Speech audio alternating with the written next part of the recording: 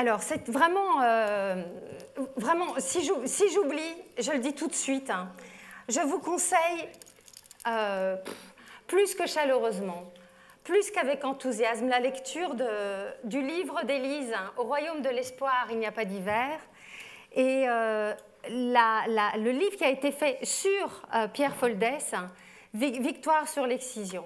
Ce sont vraiment des bouquins extrêmement, extrêmement inspirants.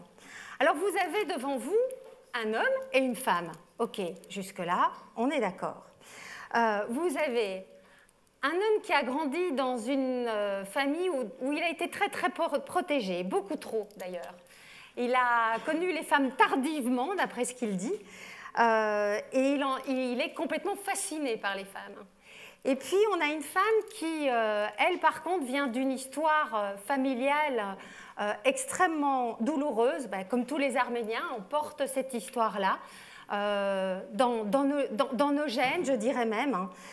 Et Pierre, lui, ils sont tous les deux médecins. Et Pierre s'est focalisé sur une petite partie de la femme qui est combien symbolique, c'est le clitoris, pour finalement, avec Frédéric Martz, monter une association qui s'appelle l'Institut de santé génésique, qui s'occupe de reconstruire globalement les femmes et d'agir globalement sur les changements de société pour mettre fin à cette guerre.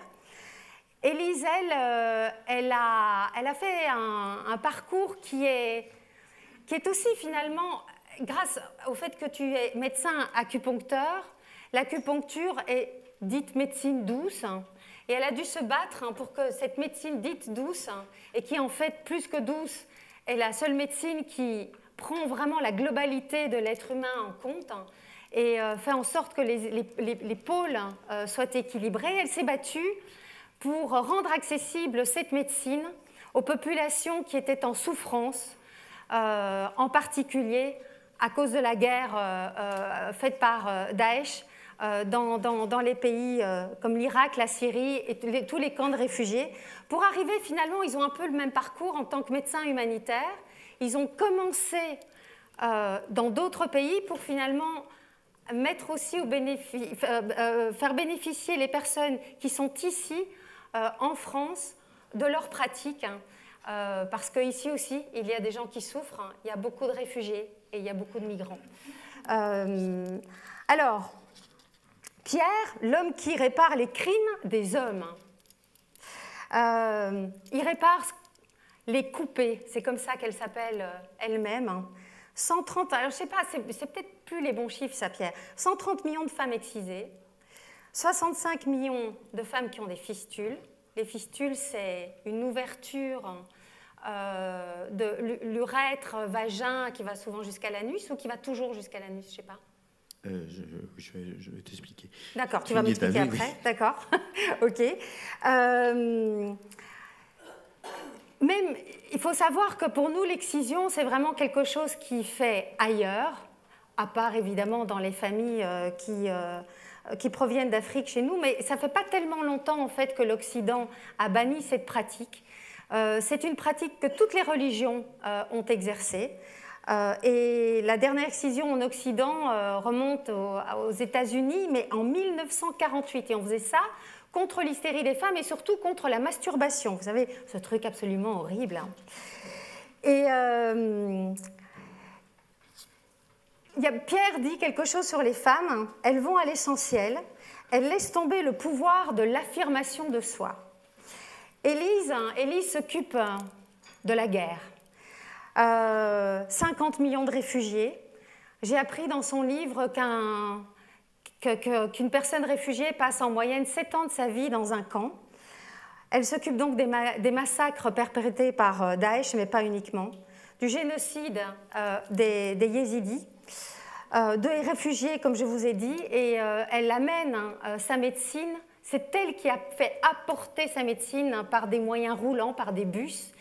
Il n'y a pas longtemps, elle a fait un bus pour les femmes et pour les enfants, parce qu'elle aussi, elle s'est rendue compte que, bien dans ce génocide yézidi, par exemple, et comme dans toutes les guerres, les viols sont une arme de guerre, de destruction véritablement massive, hein, que ce n'est pas que le viol, ce n'est pas que physique, que c'est toute l'âme des gens qu'on essaye de détruire, hein, et que ça se perpétue de génération en génération par un crime comme celui-là.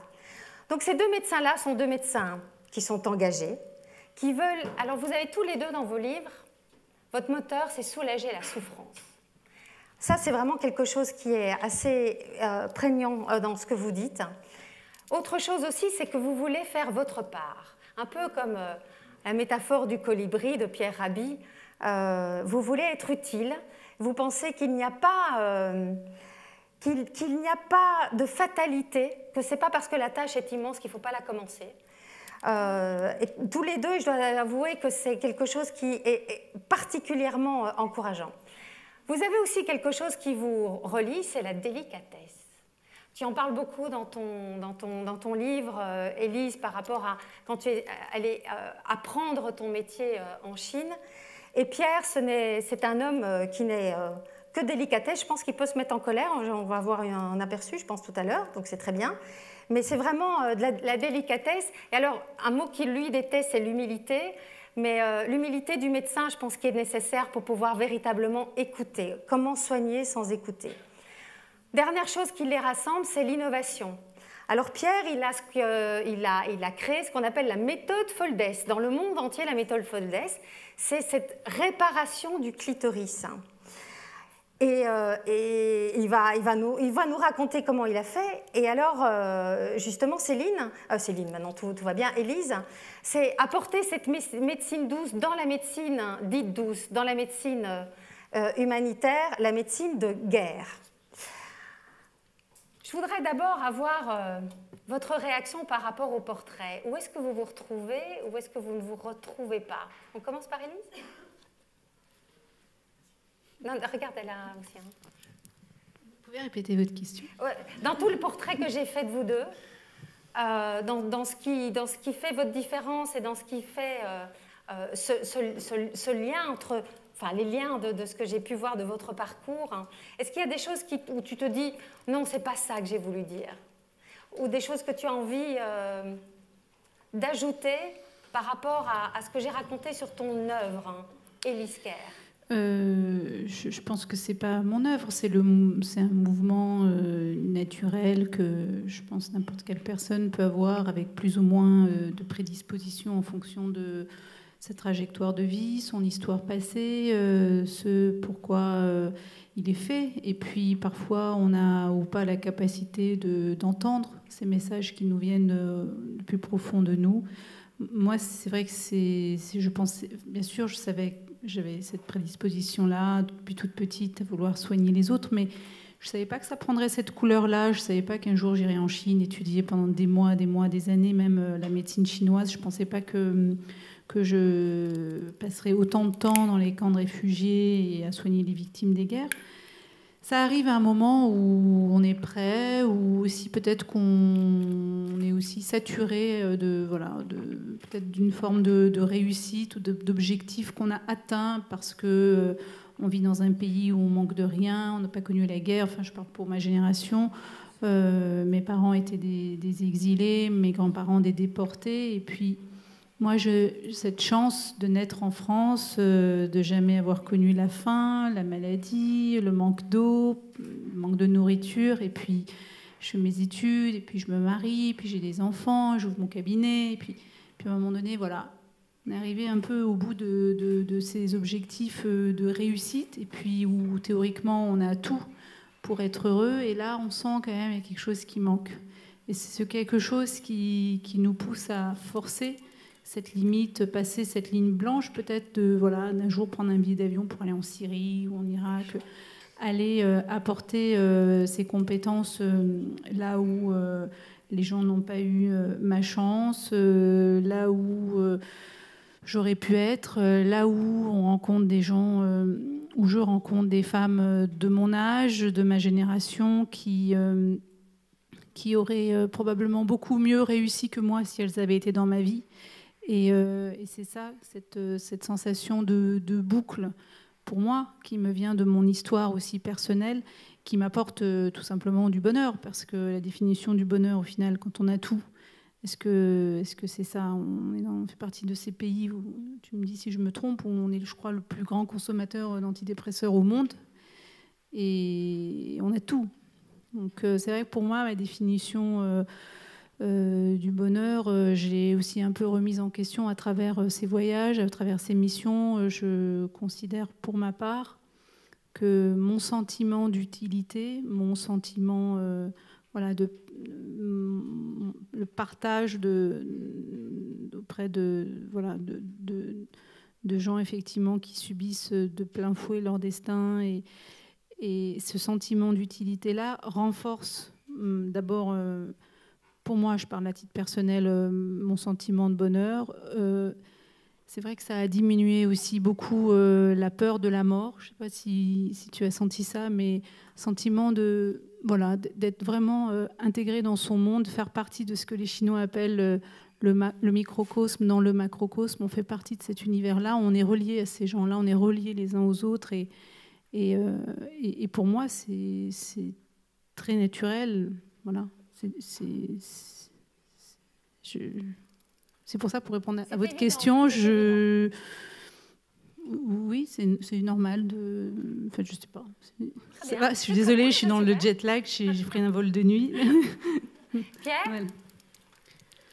Alors d'abord, ce qui nous réunit de façon absolument essentielle, c'était pour moi le point de départ, c'était au départ, la souffrance est absolument insupportable.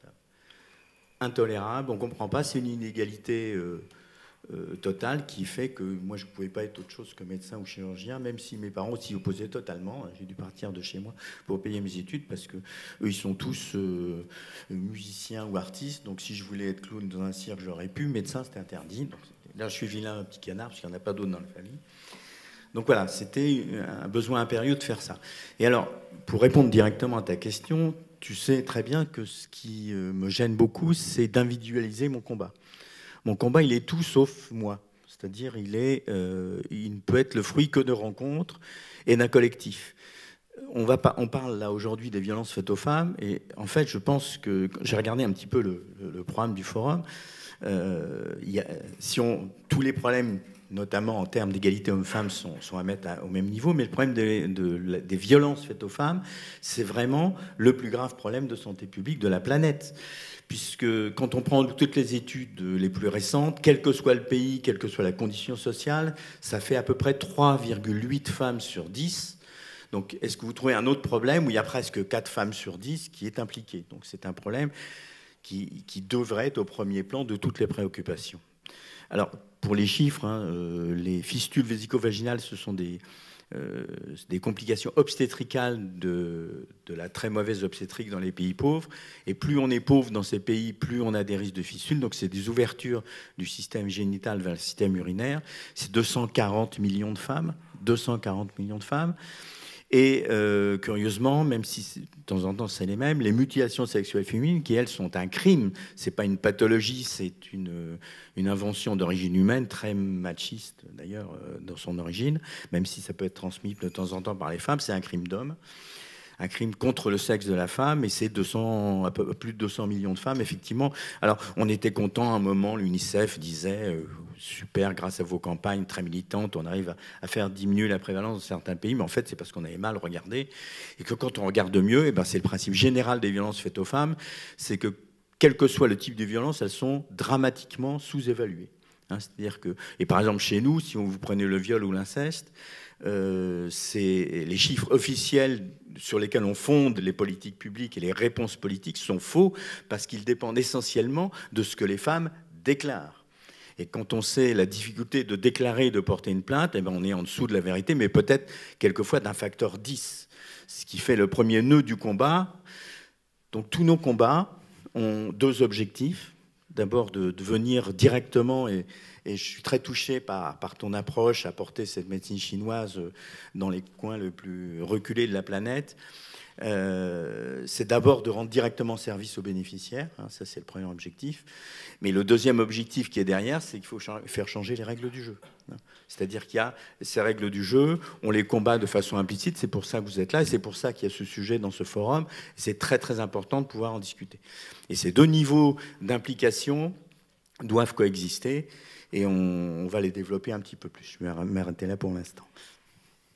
Je rebondis tout de suite. Tu dis on sous-évalue la souffrance des femmes. On sous-évalue la souffrance des femmes parce qu'on sous-évalue leurs paroles aussi. On n'entend pas suffisamment les femmes. Comment est-ce qu'on peut combattre ça? Comment est-ce possible qu'on sous-évalue automatiquement les pathologies vécues par les femmes, la souffrance vécue par les femmes? C'est quand même la moitié de l'humanité. Comment on fait face à ça et qu'est-ce qu'on peut faire pour que ce ne soit plus le cas?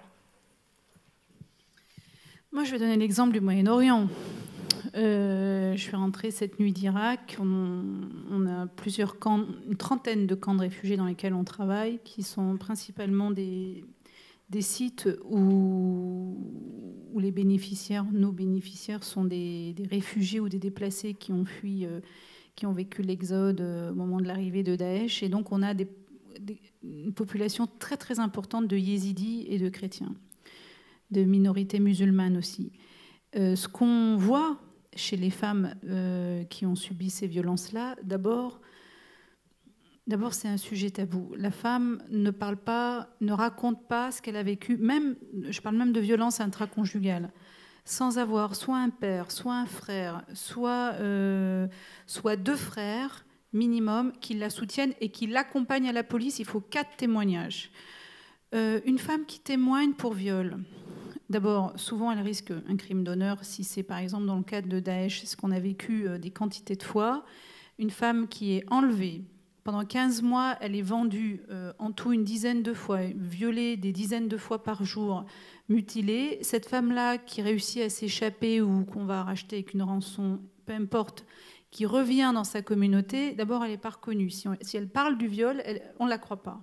Et elle ne peut pas en parler parce que dans ces sociétés-là, une femme, d'abord, elle se marie, elle est vierge. Ensuite, elle appartient à son mari. Si jamais elle est violée par d'autres, normalement, elle a pour obligation de l'épouser. Donc, elles ne peuvent pas parler de ce qu'elles ont vécu. Les femmes qui étaient des filles, donc pas mariées, les vierges qui vivent ça, c'est des filles qui n'ont plus d'avenir. Plus personne ne voudra les épouser. Si jamais elles sont revenues enceintes, je ne vous raconte pas. Les mutilations, on a beaucoup de femmes qui souffrent d'incontinence même fécale, enfin des centres d'organes importantes, des femmes qui font après des IVG avec des appareils toutes seules comme ça. Elles ne peuvent pas en parler. Nous, on a depuis 3 ans maintenant mis en place des équipes. On est vraiment dans une approche, là je ne parle pas uniquement de l'acupuncture parce que dans nos bus, dans nos dispensaires mobiles, on a aussi bien des gynécologues, des pédiatres. L'acupuncture, c'est maintenant 15% des soins. D'ailleurs, moi, j'ai fait ma médecine en Chine, donc je ne suis pas considérée comme médecin ici. J'ai un statut d'acupuncteur, mais mon doctorat, c'est un doctorat de médecine chinoise. Donc, moi, je m'occupe de la consultation antidouleur, mais les médecins qui travaillent avec nous, qui sont des médecins pluridisciplinaires, on a aussi bien des chirurgiens qui réparent, on a des psychologues, des pharmaciens. Ce qu'on s'aperçoit, c'est que les femmes, pour recueillir leurs témoignages, d'abord, on ne cherche pas ça systématiquement. D'abord, ça ne sert à rien de faire parler des femmes à des étrangers, à des inconnus, même à des gens qui ne sont pas de leur famille. Elles ne sont pas reconnues. On a le cas, c'est encore arrivé hier, des femmes à l'intérieur des tentes qui sont battues par leur mari et qui ne peuvent rien faire. On a des femmes qui sont venues nous voir en consultation, elles avaient des côtes cassées, elles avaient les traces des mains autour du cou et elles ne veulent pas porter plainte.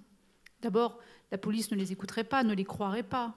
Et puis quand elles vont aux urgences, parce qu'on a certaines qu'on a emmenées en ambulance à l'hôpital, c'était très simple, hein. Le médecin prend la déposition, fait le diagnostic médical, mais à aucun moment il va faire mention de violence que cette femme aurait vécue. Et si jamais cette femme voulait porter plainte, qu'est-ce qu'elle risque ? Elle va demander le divorce, elle perd ses enfants, elle perd tout.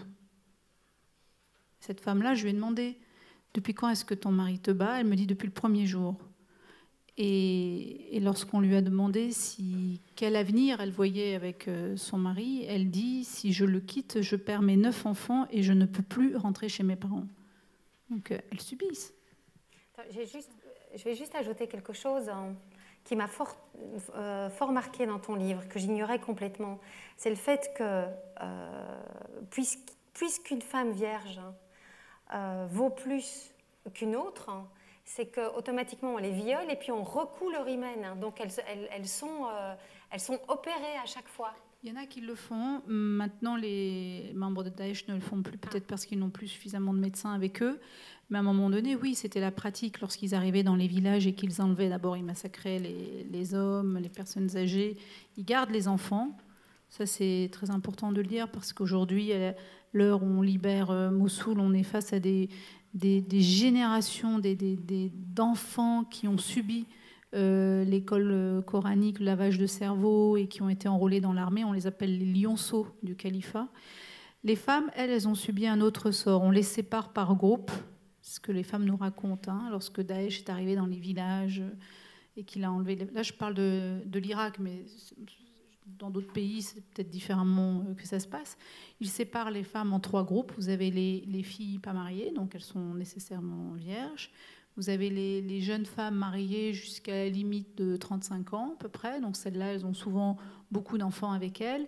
Et puis les femmes plus mûres qui vont soit être massacrées, soit elles vont servir de bonnes. Et ces jeunes filles, oui, elles valent cher pour les combattants. Ils se les vendent entre elles. Selon la couleur des yeux, ça peut monter jusqu'à $100. C'est le prix max qu'ils payent pour acheter une fille. Et on peut acheter des filles pour $15. Les femmes mariées avec 2 enfants, elles valent pas cher.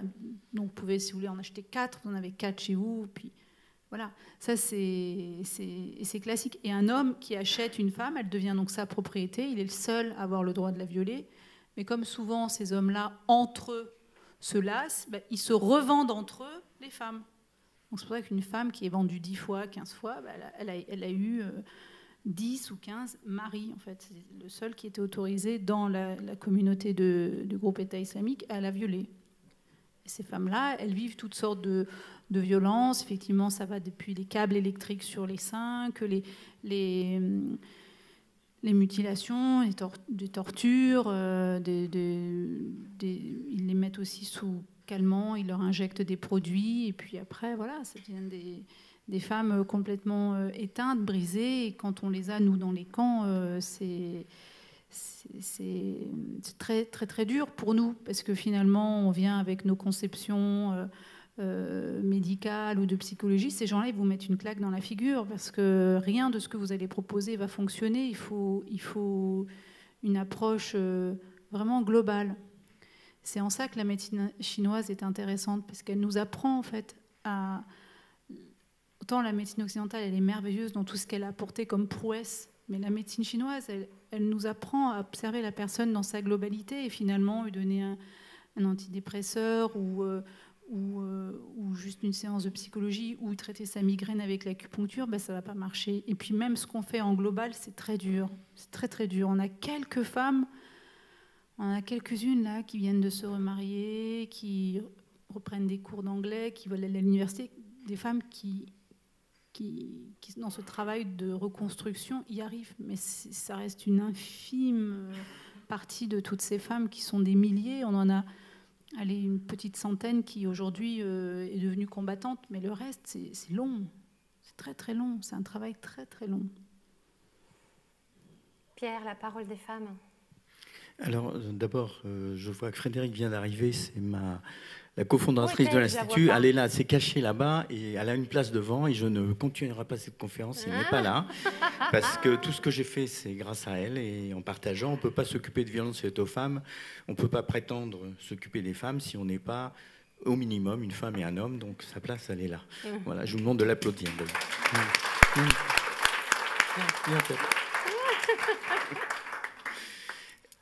Alors je voudrais continuer, je vais rebondir sur ce qui vient d'être dit, parce que moi je voudrais parler du caractère totalement universel de la violence. Et ce qui était décrit là dans les camps d'Irak, je dirais que c'est presque exactement la même chose chez nous. Et nous on développe, puisqu'on a effectivement beaucoup de migrantes, de pathologies dans la migration, on travaille beaucoup ce qu'on appelle le ici et le là-bas, qui est un des termes de Frédéric d'ailleurs, c'est-à-dire qu'il y a une énorme similitude entre les violences du quotidien qu'on peut voir chez nous, dans nos familles, dans nos espaces de travail, dans une université, dans les entreprises. Et alors ça peut-être pas ces mêmes caractères de brutalité, quoique, mais pour répondre à ta première question introductive, c'est effectivement toujours doublé, quel que soit le type de violence, d'une privation de la parole, hein, d'une mise dans le silence. Et que tant qu'on n'aura pas contre ça, c'est ça qui en fait un crime sexué. Hein, c'est-à-dire que la société est tellement androcentrée que quel que soit le type de violence, on va d'abord s'arranger pour que la femme ne puisse pas en parler. Et ça, on va le trouver dans le camp de réfugiés, mais on va le trouver dans un CHSCT, on va le trouver avec une jeune fille qui est victime de harcèlement dans son université et dans une famille. Hein. Et cette étape de privation de la parole, elle est totalement universelle, et c'est ce qu'on a recherché. Alors, dans mon histoire, moi, effectivement, j'avais trouvé comme ça, certes, une technique pour réparer le clitoris, mais je me suis dit, enfin, c'était très facile, c'est très très macho aussi, parce que là vous trouvez un truc, les chirurgiens, alors les chirurgiens c'est les plus machos des médecins qui sont déjà à peu près les plus machos des professionnels que vous pouvez rencontrer. Donc on est, point de vue androcentrisme, on est à peu près les recordmen, hein, il n'y a pas de problème. Et c'est super bien parce qu'on a le geste il est mis en avant et on peut oublier carrément ce qu'il y a une femme. Hein. On peut très bien surfer là-dessus, ce qu'on fait est très bien. Là, là. Et c'est là que Frédéric est arrivé, il me dit non, une femme c'est beaucoup, beaucoup plus que ça. C'est beaucoup plus complet, c'est pas que le clitoris. Et même si tu veux lui reconstruire sa sexualité, il faut peut-être un peu lui parler avant, il faut peut-être un peu lui parler après, et puis lui apprendre plein de trucs. Et grosso modo, on a ouvert tout ça et de la simple réparation des mutilations, on a ouvert cet institut qui essaye de répondre à l'ensemble des problématiques de violence en faisant travailler tout l'ensemble des professionnels qui n'ont jamais travaillé ensemble. Donc ça, c'est le principe fondateur. Donc d'abord, rompre ce silence. Et ce qui nous fait plonger encore un peu plus au cœur du problème, c'est que vraiment, on a l'impression qu'on est, avec les violences, dans vraiment la confrontation de deux mondes. Hein. C'est un peu le sujet de Chum d'ailleurs. Hein. Comment faire cohabiter ces deux mondes, et certains comparaient cette guerre, qui est donc le thème de cette petite conférence, au néant. Et c'est simple, comment combattre le néant? C'est Aragon qui l'a dit. Le néant, il faut d'abord le connaître, le reconnaître, et après vous pourrez le combattre. C'est pour ça qu'il faut partager ce qu'on sait, ce qu'on commence à savoir du mécanisme des violences, du mécanisme sociologique et du mécanisme pratique des violences. Il faut le partager, et ce partage qui nous permet de rentrer dans l'intimité des mécanismes de la société.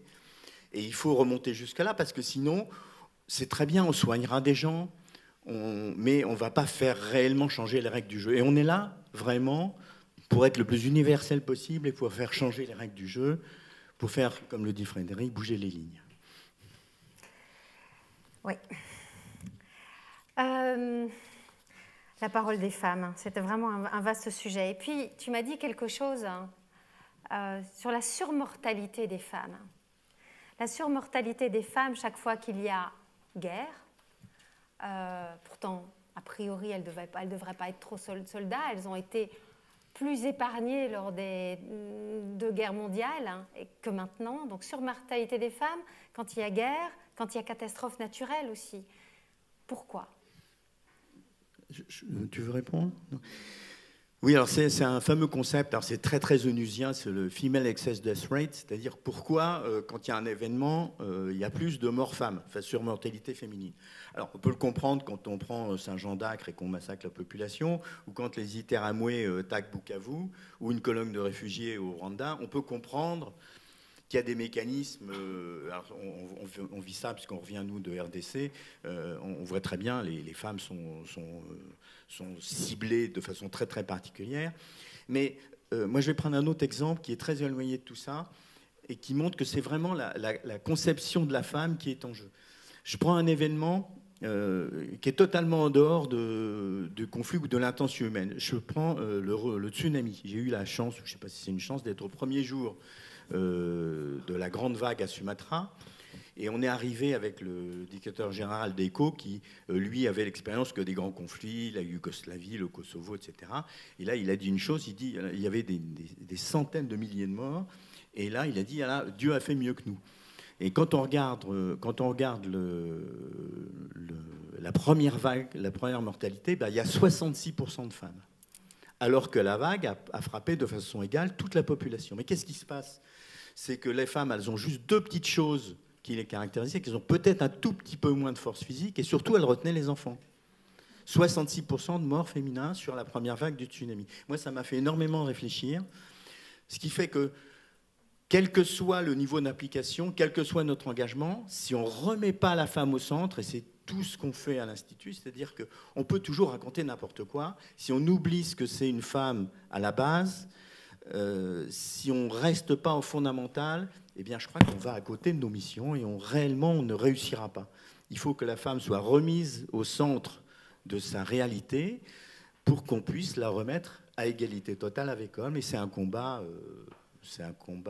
global, hein, c'est un combat qui concerne tous les aspects de la personne humaine et qu'on doit mener de façon frontale et globale et ne pas la réduire à la médecine. Il ne faut pas oublier la santé, hein, parce que dans beaucoup de systèmes en place, c'est très compartimenté. Il y avait la justice, il y avait le social, on avait beaucoup omis la santé. Mais la santé doit être à égal du reste, et je crois qu'il faut tout faire de front. C'est ce qu'on essaye de tenter, au moins de façon expérimentale. À l'Institut de santé génésique, c'est vraiment votre credo, remettre la femme au centre, et plus être justement centré sur des pratiques. Moi, en tant que professionnel, je suis dermatologue, je suis chirurgien, je suis juriste, je suis assistant social, etc. Et on coupe les problèmes en morceaux. Tu m'as raconté par rapport à la surmortalité quelque chose qui m'a... une image incroyable. Tu as vu arriver en Afghanistan, je pense, une femme qui avait 2 enfants dans les bras, qui était très, très, très mal en point, qui avait, à Peshawar, hein, je pense, qui descendait des montagnes, donc qui avait marché plusieurs jours pour se faire soigner. Elle avait deux bébés dans les bras, elle était enceinte et elle avait 4 balles dans le corps. Et elle a couché à terme. Et elle a couché, c'est un truc de dingue. Et c'est vrai qu'un homme, il serait descendu, sans être enceinte évidemment, et probablement sans ses enfants dans les bras. Ça peut également arriver, mais c'est probablement beaucoup plus rare. Et voilà, c'est une image qui parle. Il y a d'autres images qui sont très fortes, c'est dans les camps de réfugiés, lorsque les femmes yézidis nous racontent comment elles ont fui le mont Sinjar quand Daesh arrivait.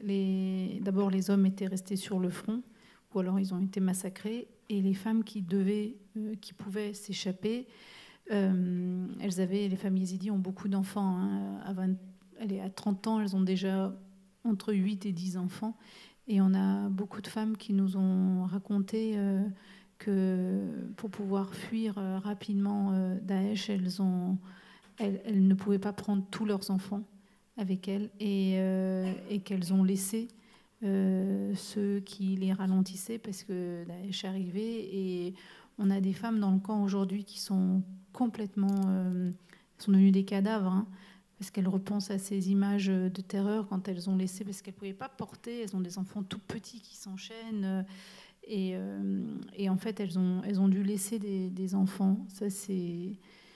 Et elles sont venues donc en zone sécurisée avec ceux qu'elles ont pu porter, ou ceux qui marchaient ou qui couraient vite, mais pas tout le monde. Et ça aussi, c'est dramatique. Comment se relever de ça? Il n'y a pas de réponse, je pense. Non, il n'y a pas de réponse. Il n'y a pas de réponse, il y a une attitude. C'est-à-dire qu'il faut... En fait... c'est la femme qui est naturellement portée vers l'autre. Mais il faut que la société globale, qui est tellement androcentrée qu'elle ne reconnaît plus ces gestes simples de reconnaissance, en soit conscient. Hein. C'est-à-dire qu'il faut tout refuser, ne jamais s'habituer, et il faut répondre à chaque demande, même petite. Hein, renouvellement d'une carte vitale, une petite plaie qui est passée inaperçue.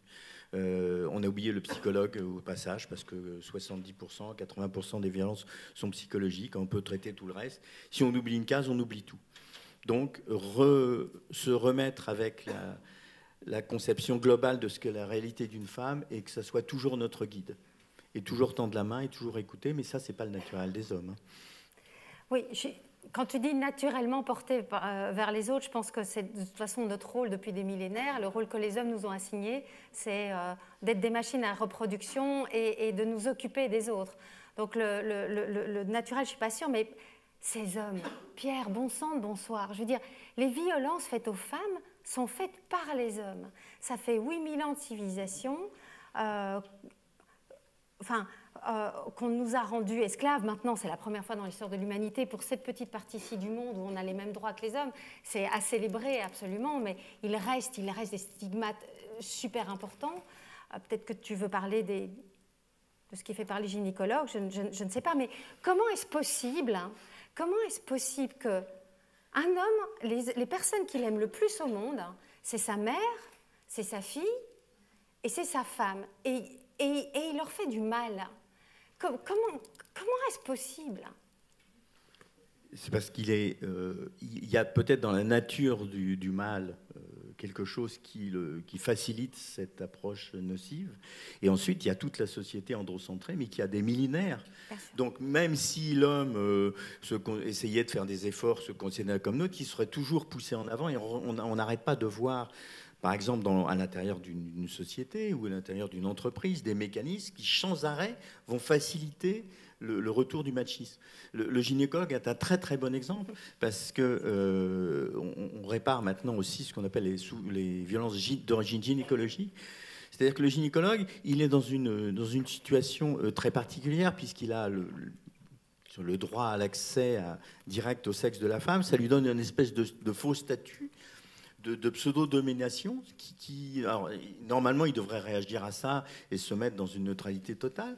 Mais il se trouve que force est de constater que ce n'est pas le cas. Par exemple, on prend un exemple qui est un des grands combats de Frédéric, qui est l'épisiotomie, qui en parlerait beaucoup mieux que moi. Vous savez que l'épisiotomie, c'est un geste très très simple pour faciliter la venue du bébé. Donc qu'est-ce qu'on a à redire sur un geste qui facilite l'accouchement? Eh bien, si on a à redire, il y a plusieurs choses. D'abord, c'est payé. C'est payant, vous le payez en général. C'est-à-dire le médecin est payé pour le faire, c'est ça que tu veux dire. Voilà, ça coûte quelque chose dans la majorité des cas. Ensuite, pour que ça soit alors ensuite il peut y avoir un aspect comme ça facilite et ça raccourcit l'accouchement, ça arrange tout le monde, y compris le personnel soignant. On ne remet pas en cause le principe de l'épisiotomie qui, dans la majorité des cas, est absolument indiqué, etc. Mais il y a manifestement beaucoup d'excès, et dans ces excès, ce sont des situations où on n'écoute pas la femme, on n'écoute pas la femme, et elle a encore une fois, elle a perdu son rôle central. Et donc, on a des centaines de milliers de cas de catastrophes après, de femmes qui ont plus de vie sexuelle, qui ont des douleurs permanentes, qu'il faut réparer, parce que c'est un geste qui a l'air simple, mais qui nécessite une grande rigueur dans sa réparation. Et en général, cette besoin de rigueur à un moment clé pour la femme, qui n'a pas d'équivalent chez l'homme, eh bien, est ignorée parce que la femme a perdu son rôle central. Donc voilà, c'est un petit exemple, mais de centaines de milliers de vies de femmes détruites et qui n'ont pas l'équivalent chez l'homme. C'est un vrai combat aussi.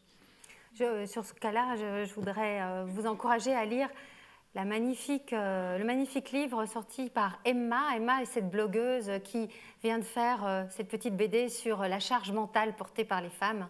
Et elle parle justement du dégât de l'épisiotomie pour lequel moi, sincèrement, je n'avais aucune conscience avant que Frédéric et toi, vous m'en parliez. Et merci pour tout ça. Élise, tu voulais... Sur le rôle des hommes, comment tu fais? Est-ce que tu travailles sur les hommes pour qu'ils arrêtent de massacrer leurs femmes? Non, je ne suis pas là pour ça. D'ailleurs, ils ne m'écouteraient même pas. Et puis, je pense que si je fais ça, on m'enlève ma licence. Donc, non, on n'est pas là pour ça. Même cette femme dont je vous parlais, qui était battue par son mari, j'ai appelé mon chef de mission, le médecin qui travaille pour nous, en disant mais qu'est-ce qu'on peut faire? Il m'a dit nous, on fait notre travail médical, on peut pas se mêler d'autres choses. Pour ça, il y a la police des femmes. Et si elle veut parler, elle peut parler à la police des femmes. Mais notre travail s'arrête là. Et j'ai clairement compris que là, il y a une ligne blanche. C'est très délicat si on l'a franchie. On a prévenu le directeur du camp, qui a convoqué le mari. Le mari a nié. Il a dit que sa femme était un peu folle, depuis qu'ils avaient une fille qui avait été enlevée par Daesh. Et puis, paf, ça a été étouffé. Élise, nous là, tous autant que nous sommes, on peut faire quoi pour toi, pour ton combat? C'est sûr que nos actions, on les fait vivre grâce à la générosité de nos donateurs. Hein. Sans argent, on ne fait rien. Sans argent, on ne répare pas. Sans argent, on ne finance pas des soins. Sans argent, on ne fait pas des suivis de grossesse. Sans argent, on n'aide pas les femmes avec des programmes psychologiques complets. Sans argent, on ne peut pas mettre en place l'approche holistique avec des psychologues spécialisés pour aider les enfants qui ont subi le lavage de cerveau. Tout ça, c'est de l'argent. Nous, on envoie 100% de nos dons sur le terrain. On a très peu de frais de fonctionnement. Et puis, on couvre les besoins de 100 000 personnes en Irak. On a déployé une équipe avec du personnel pluridisciplinaire. Et c'est vrai que souvent, on nous demande comment je peux aider, je peux donner des médicaments, tout ça. D'abord, c'est compliqué pour nous d'emmener des vêtements, des jouets, des médicaments, parce qu'il y a du fret, il faut payer le transport. Il y a plusieurs douanes avec la France, avec l'Irak. Quand c'est du matériel neuf, pas neuf, on paye des taxes. Enfin, c'est quand même assez laborieux. Et puis après, il y a le don de personnel. C'est-à-dire, vous avez des compétences, vous voulez faire du volontariat. On envoie des volontaires sur le terrain. Ou alors, on a des volontaires qui viennent sur le siège. Et puis après, c'est bien sûr l'argent. Chaque don récolté nous permet d'aller un peu plus loin dans nos actions, en tout cas de les faire durer, parce que quand on n'a plus d'argent, notre souffle cesse, quoi. Donc chaque don, c'est vrai, qu'il est important. C'est ce dont on a le plus besoin. Quand tu dis des volontaires, tu as besoin de quel type de compétences? Médicales, mais en dehors de médicales? Médicales, paramédicales. On a des coordinateurs aussi qui vont sur le terrain, des interprètes. On a besoin souvent d'interprètes. Par exemple, on a une psychologue clown qui fait un travail avec les enfants en binôme avec un psychologue local. C'est important d'avoir un interprète. On a besoin de chauffeurs, des chauffeurs de bus. On a toujours besoin des chauffeurs. C'est important. Par exemple, mardi prochain, je vous invite à venir. On inaugure un bus qui part pour Alep avec 2 tonnes de médicaments devant la mairie du 9e. Donc si vous voulez venir, vous verrez un bus tel qu'on les envoie en fait sur le terrain. On achète ici des bus d'occasion et puis on a une équipe qui fait des travaux et on les aménage en clinique mobile. Mais si vous voulez en visiter une, on en a une mardi à midi. Mardi, donc la semaine prochaine. 6 juin, devant la mairie du 9e. À quelle heure? À midi. Midi, mais on sera là jusqu'à 17h. C'est pas la mairie exactement, c'est l'avenue de Truden, à l'angle avec la rue d'Angers. Parce que la mairie, c'est une petite rue et le bus... Voilà. Et donc comme ça, vous verrez comment sont nos bus. On va accueillir des classes sur le thème de la solidarité. C'est important d'éveiller, de sensibiliser tous nos jeunes, notre jeunesse. Je l'ai vu l'année dernière à Calais. On avait un bus à Calais. Combien c'était difficile de travailler dans la jungle de Calais avec les habitants qui essayent de mettre le feu ou qui nous crèvent les pneus ou des choses comme ça, parce que toutes ces personnes-là représentent une menace pour eux, mais c'est juste un problème d'information. On ne va pas leur voler leur maison ni leur travail. Ces gens-là ne vont pas leur voler leur richesse. Je pense qu'une personne qui vient, vous pouvez appeler ça un migrant, j'aime pas trop ce mot migrant, mais on a rencontré personne qui est venu avec un sentiment de joie ou de bonheur. Ils sont toujours très tristes de quitter tout ce qu'ils laissent derrière eux, d'avoir payé un passeur et d'avoir mis en dépôt la sœur et la mère et qu'ils ont 3 ans pour rembourser tout. Sinon, sa mère et sa sœur vont finir dans un bordel. C'est toute la jeunesse forte qui quitte le pays pour pouvoir essayer de sauver la famille. Et ces gens-là qui viennent, ces jeunes qu'on avait à Calais, parce que c'était majoritairement des jeunes garçons, ils choisissent pas ce destin-là aussi. Je pense qu'il ne faut pas, derrière les violences faites aux femmes, minimiser le pouvoir des hommes. J'ai rencontré des hommes fantastiques qui font un travail merveilleux pour aider les femmes et souvent, ils ont un rôle charnière très important. Et je pense que le passage de cette étape vers plus d'égalité se fera main dans la main avec les hommes. C'est vraiment important. Je le vois au Moyen-Orient au quotidien. Voir un mouvement de femmes qui se rebellent, ça prend le temps de l'intégration, de l'adaptation. De plus en plus d'hommes veulent même que leurs filles aillent à l'école, qu'elles deviennent médecins, qu'elles fassent des études à l'université. Et c'est un travail d'ouverture, en fait. Non? Tu crois pas? Ah ben c'est tellement un travail d'ouverture que c'est nous notre principal axe de travail. Hein. Et si j'avais quelque chose à demander, c'est pas tellement qu'on parle de nous, puisque, enfin, si, mais on existe depuis 4 ans. On a maintenant plus de 1200 femmes en file active. On était un dispositif expérimental basé dans les Yvelines, mais qui maintenant reçoit des femmes de toute la France, comme la Petite Couronne, la France entière et l'étranger maintenant. Et on a besoin d'élargir notre socle d'ancrage partenarial dans la société civile. On fait des formations. Vous êtes beaucoup de représentants d'entreprises et je pense que c'est intéressant de pouvoir en parler dans d'autres cercles, de remettre ces problèmes de violence sur les femmes qui sont réellement universels dans tous ces cadres, de trouver des nouveaux partenaires, y compris des partenaires financiers bien sûr, mais pas que, pour élargir notre base. Et puis une fois qu'on aura vraiment bien stabilisé, on espère essaimer et créer d'autres instituts à la fois en France et à l'étranger. Donc on est à la recherche d'un élargissement de notre base partenariale. On a maintenant un catalogue de formation qui est très complet sur les violences et qui est très pertinent. On voudrait que vous en serviez, ça serait déjà bien. Et puis on voudrait vous rencontrer parce que on pense qu'un problème aussi profond d'inégalité homme-femme ne peut se résoudre qu'en essaimant, en élargissant et en partageant nos convictions. Et on sait très très bien les faire partager.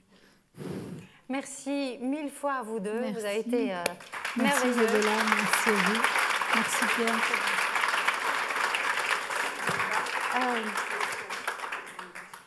On prend une question? Ah bon, ok. Vas-y, oui, voilà.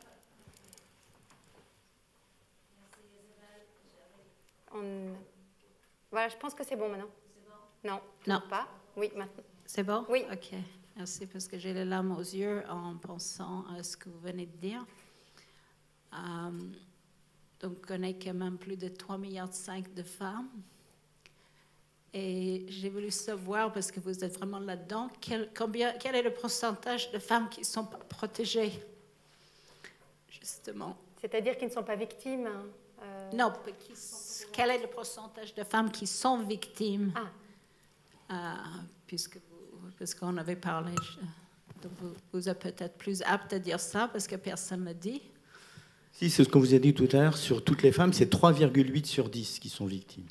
D'accord. Donc, presque 4 femmes sur 10, quel que soit le milieu, quel que soit le pays, quelle que soit la condition sociale. D'accord, je suis rentrée un peu moins de 4 sur 10, ce qui est absolument terrifiant. Oui. Ainsi.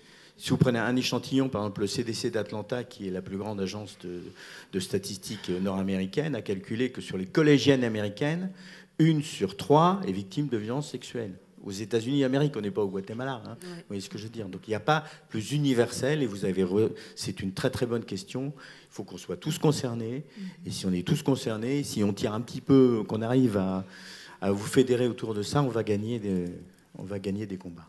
Et quels sont nos moyens de protection? Parce que UN Femmes, on n'a plus beaucoup de place, on n'a plus beaucoup de temps, on va juste laisser répondre Élise.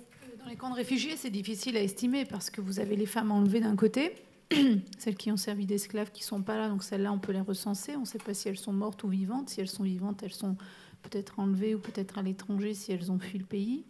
Là, vous avez la violence aussi intrafamiliale, intracommunautaire. Et puis, vous avez la violence sourde.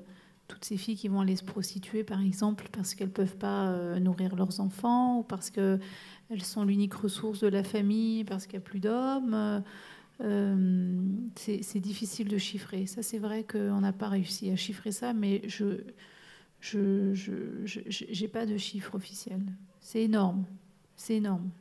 Mais je ne sais pas combien. Je suis désolée, mais on n'a vraiment plus le temps. Je voudrais juste demander à Noémie qui tweet, elle est dans la salle. Sinon, Laetitia, tu lui demanderas de tweeter le rendez-vous de mardi, comme ça, avec bien le hashtag Jump 2017, comme ça, c'est bien clair pour tout le monde. Et surtout, vous allez tous recevoir un email dédié pour pouvoir faire vos dons. à l'organisation que vous choisissez, voire aux deux. Merci. Merci beaucoup. Non, mais c'est la moindre des choses que l'on puisse faire. Et n'hésitez pas. Élise doit s'en aller maintenant. Pierre reste un petit peu avec nous, donc vous pouvez prendre un café avec lui par après si vous pouvez connecter et le faire rentrer dans vos organisations. Ce serait absolument formidable. Merci de tout cœur pour eux, en tout cas, et merci à vous deux. Merci. Je vais vous laisser, mais si vous avez des questions, Blanche va rester un petit peu. Blanche, lève-toi parce que sinon on ne te voit pas. N'hésitez pas si vous avez des questions. Pour ma part, je suis vraiment désolée, comme je viens d'arriver d'Irak et j'ai des rendez-vous, je vais partir, je ne suis pas tout près d'ici. Mais Blanche est là, n'hésitez pas. Et puis sinon, on se voit mardi. Ouais. Et pour moi, donc, je suis enfin complet puisque Frédéric est avec moi et elle sera au moins là pour répondre à autant ou sinon plus de questions que moi. Merci.